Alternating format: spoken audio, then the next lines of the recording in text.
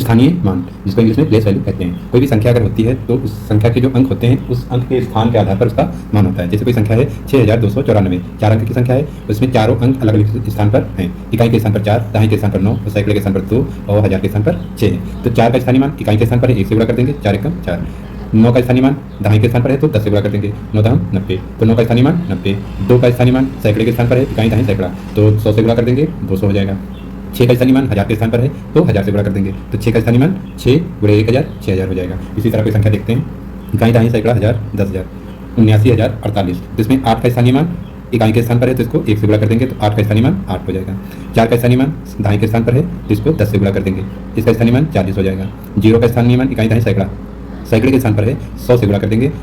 0 को किसी भी संख्या से गुणा करते हैं तो उसका मान 0 होता है। 0 का स्थानीय मान हमेशा 0 होता है।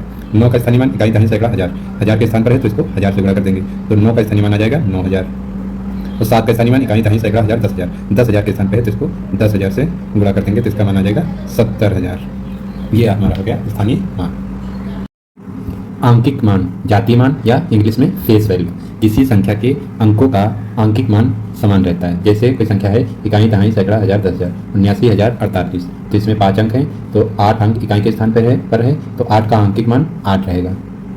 4 दहाई के स्थान पर है लेकिन इसका जो आंकिक मान रहेगा वो 4 ही रहेगा। 0 का आंकिक मान और स्थानीय मान समान रहता है, हमेशा 0 रहता है। 9 का आंकिक मान 9 रहेगा और 7 का आंकिक मान 7 रहेगा। ये है आंकिक मान या जातीय मान।